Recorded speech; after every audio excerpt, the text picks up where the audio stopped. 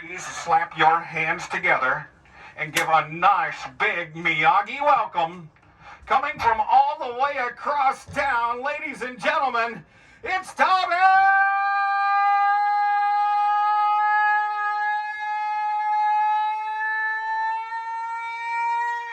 Appleton! All right.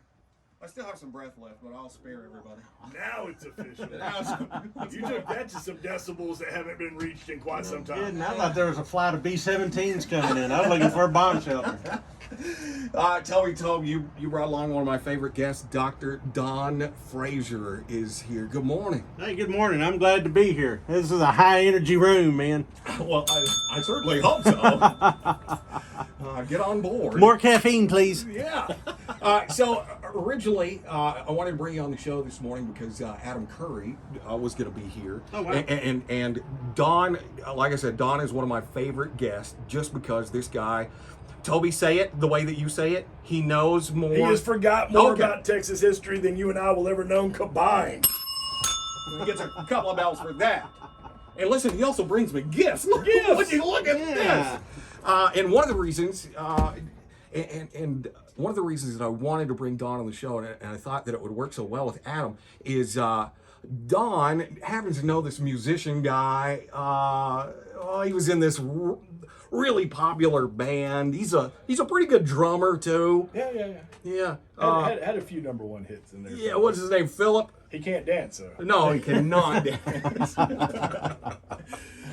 So, Dr. Don Frazier, I'm going to let you tell the story about this musician fellow that you know. Well, it's always interesting when you're in the history business, what kind of comes through your door. And I was sitting at my desk doing history things, and I get a call, and it's this guy with this British accent. Says, "It's Phil Collins here."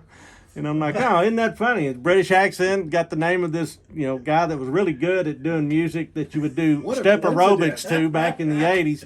And so I just thought it was a coincidence. Turns out it was the real Phil Collins. The real Phil Collins. The very real one. And he was a particular fan of the Alamo.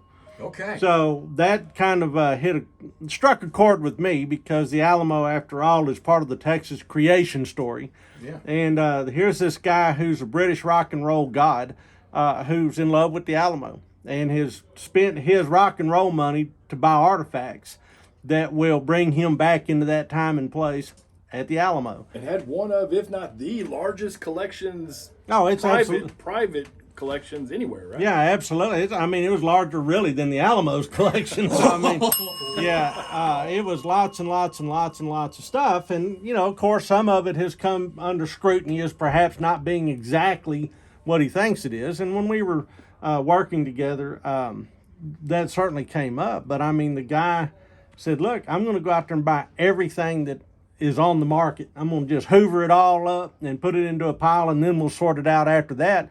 And instead of buying, sports cars and houses and all sorts of, other nefarious things, he was buying Alamo artifacts. Wow, man. And so he's buying Travis's belt and Crockett's shot pouch and Bowie's knife, the one that went clank on the floor, on that fateful day.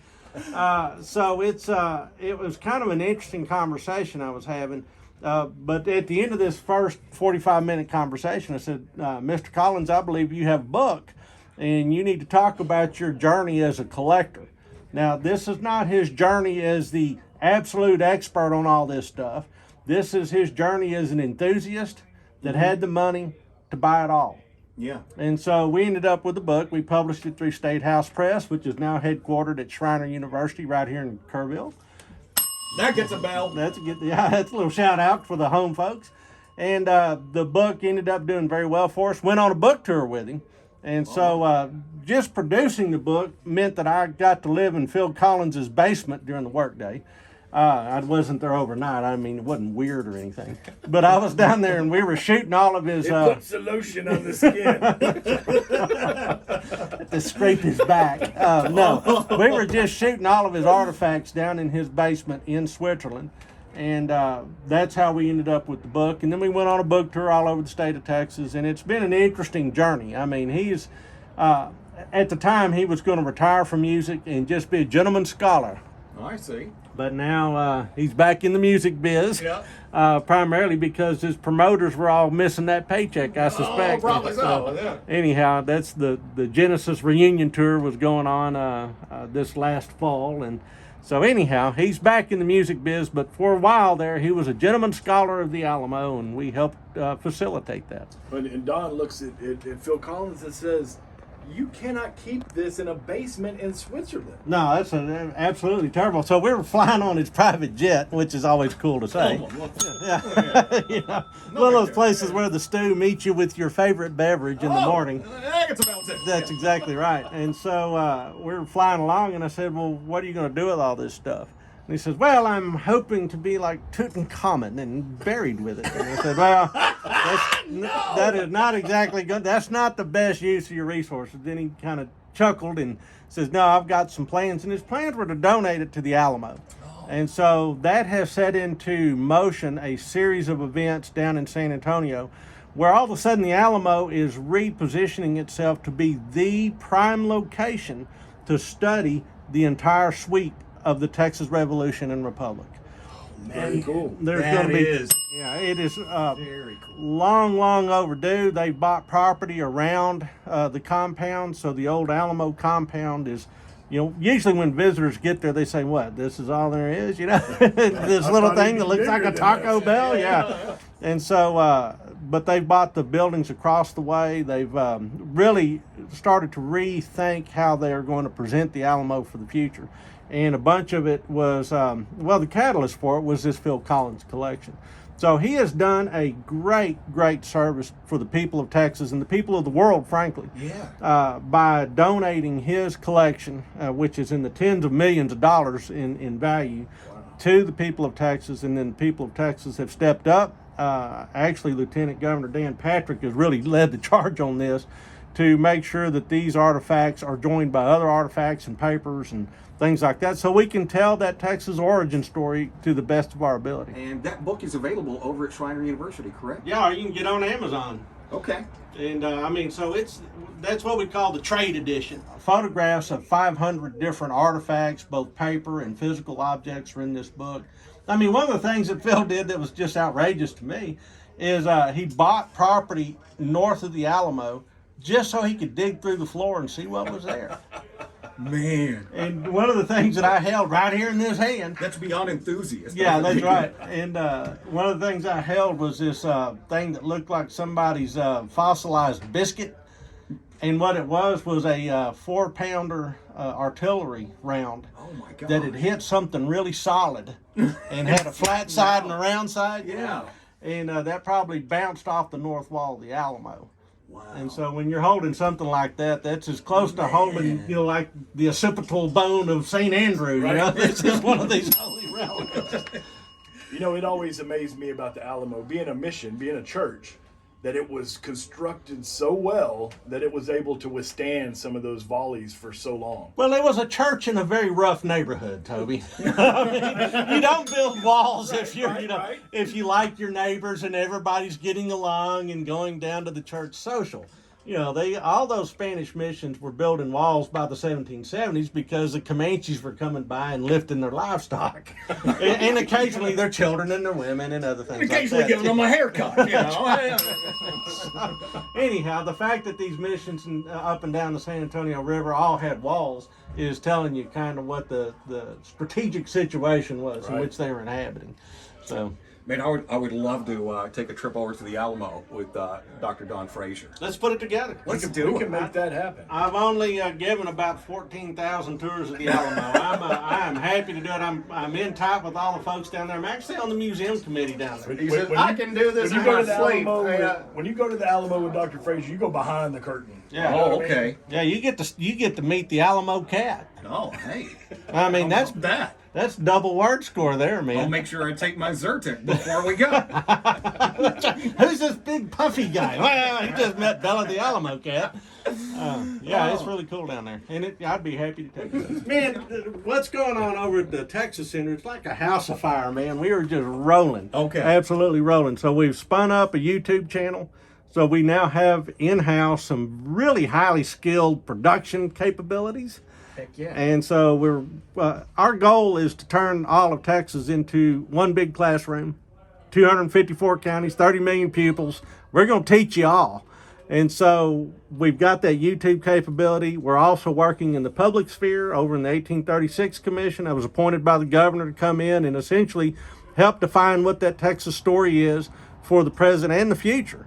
You know, one of the big challenges that we're going to be facing is Texas is booming and it is growing. There is lots and lots and lots of people that are moving here from all over the country and all over the world. So how do we make the Alamo, for instance, relevant to the grandchildren of Vietnamese refugees that may have come to Texas after the Vietnam War to be shrimpers? You know, they don't have a one-to-one connection to the Alamo. Heck, I don't have anybody that was there. But how do you take this kid whose grandparents fled Saigon and stand them in front of the Alamo and make that story resonate with them? And it's really about the big ideas. It's the American ideals, of which Texas is the best expression, that really cut across all those cultural barriers and resonate through the ages. And so that's really what we're doing. So the 1836 Commission's part of it, working with the TEA to do a bunch of curriculum work in public schools. We're on the march. We're doing a lot of important things, and it's critical that we get it right. Don Frazier's mission from Dr. McCormick himself is the state is your classroom. Educate the people of Texas what it means to be a Texan. All right. Natives and newcomers alike, because just because you were born here doesn't mean you know anything about where you are. And just because you were born here or moved here doesn't mean that you're being exposed to the story. And certainly there's all sorts of conversations going on across the state right now as everybody's trying to figure out what that story looks like. And it's our job to be the honest brokers in all these conversations. We need to be the grown-up in the room. We had Texas history in our schools. We only had it in 8th grade. 7th grade. I had it in 8th grade. Really? I did. I had it in 8th grade. It was 1986. He's a slow learner. Well, 2 years of 7th grade. That's what he meant to say. Well, that was before all the standardized tests, so yeah, 8th grade makes sense. Yeah, 86, Texas Sesquicentennial was going on. Nice. That's smoking. So during this, I'm like, so 86, I'm 12, 13, maybe. I'm working at one radio station in a small town. I listened to the big town, radio station, Lubbock radio station. It was Big town. Metropolis. Rick Cruz in the morning cruise on 93.7 KSCL. They were on the air. I called in, sang the Monday Morning Blues once. Oh, nice. And I won this Texas Sesquicentennial comic book and these 4 mugs, coffee mugs that went along with it. They had the comic strip, and I'm sure that you're probably familiar with this. Yeah. I was going to bring that in this morning, by God. Was that Texas history stories? It was Texas history, and it was Texas Sesquicentennial edition, red, white, and blue. Oh yeah, I know that word. Yeah. Absolutely. So I remember as a kid when the license plates came out. Not only could I not say sesquicentennial, I had no idea what the hell it meant. Awful lot of syllables in this word. I'll bring it in next. Can we just say okay like Oklahoma does? Yeah, we're okay. I've been flipping through it, and I don't know how it holds up, but Yeah, well, that was the Jack Jackson. He was the illustrator on that book, and it is a lot better than the original version, which came out in the 20s. Oh, okay. Yeah, the Texas history stories from the 20s probably would get you thrown in jail today. Oh. So to say that Texas cannot grow and progress in the way that we tell the Texas story is incorrect. We are always adapting. We're always trying to be inclusive, and that's kind of our job at the Texas Center, is kind of steer into that pathway. Very cool. Well, listen, if you will allow us to come along on this journey as you're going through it, and just give us some updates every once in a while, come hang out in the studio. We love to Historians have and you. microphones, man. It's a love affair. All right, that's what I'm talking about.